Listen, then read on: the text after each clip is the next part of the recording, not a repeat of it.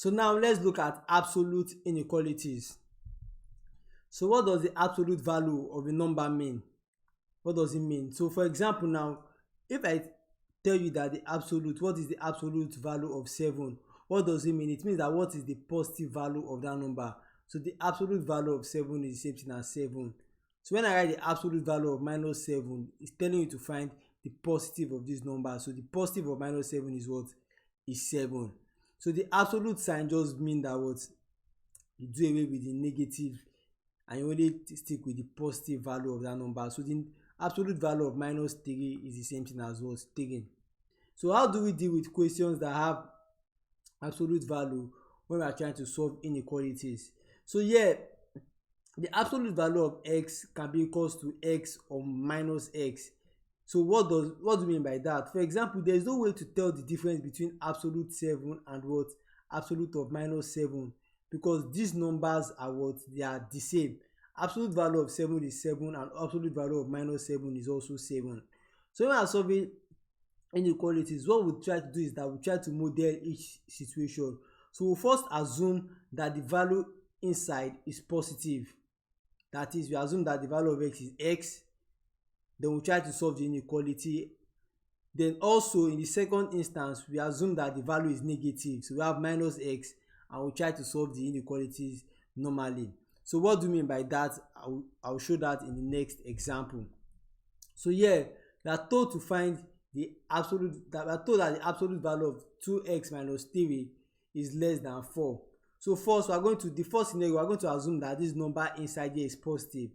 So we have positive of what? 2x minus 3 is what? Less than 4. So we try to solve that. So we have 2x minus 3 is less than 4, and we have what? 2x is less than 4 plus 3. So we have 2x is less than 7. If we divide both sides by 2, we have what? X is less than 7 over 2 or 3.5. Now in the second scenario, we assume that the number here is negative. So we start out with minus 2x minus 3 is less than 4. So when we expand, we have minus 2x plus 3 is less than 4. And what do we have? We have what? Minus 2x is less than 4 minus 3. So minus 2x is less than 1. And when we divide both sides by minus 2, remember if we divide by a negative number, you change the inequality sign. So x becomes what? Greater than minus half. So now we have two conditions. We have x is greater than minus half, but at the same time x is less than 7. So to represent that on the number line, we just have what? 0 here, and in our minus half will be somewhere around here, and in my 7 over 2 or 3.5 will be somewhere around here. So I just have x being greater than minus 3 over 2, and at the same time the value of x is what? Less than 7 over 2. So when I combine it together, I can see that minus 1 over 2 is less than x, which is less than 7 over 2. So that is the solution to this absolute inequality. So what do? We first assume that what is in the absolute sign is positive number and we try to solve. Then we assume that what is inside is a negative number and we try to solve it normally. Then we combine both of them together.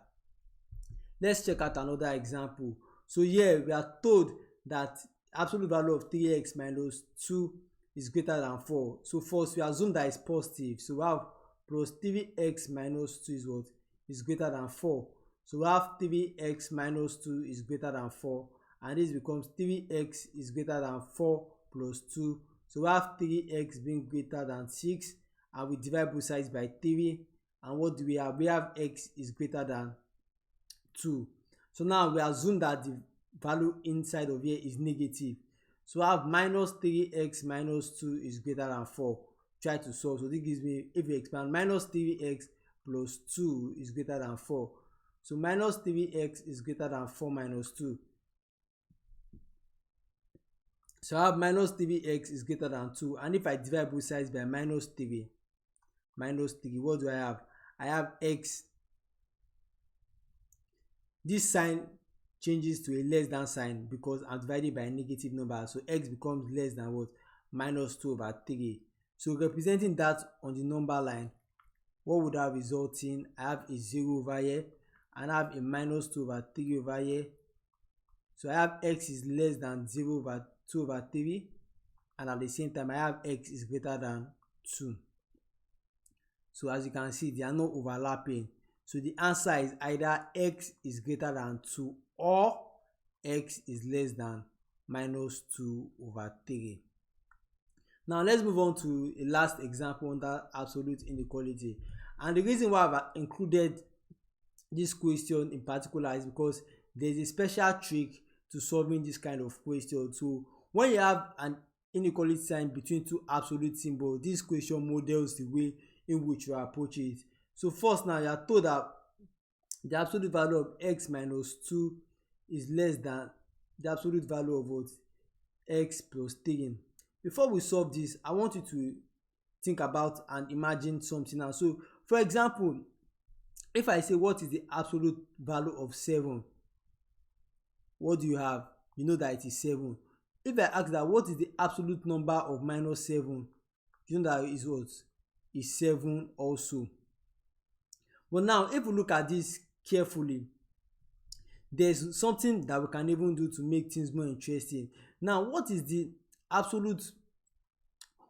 value of the absolute value of 7 squared? You can see that the absolute value of 7 squared, either it is 7 or it is minus 7, will still give me what?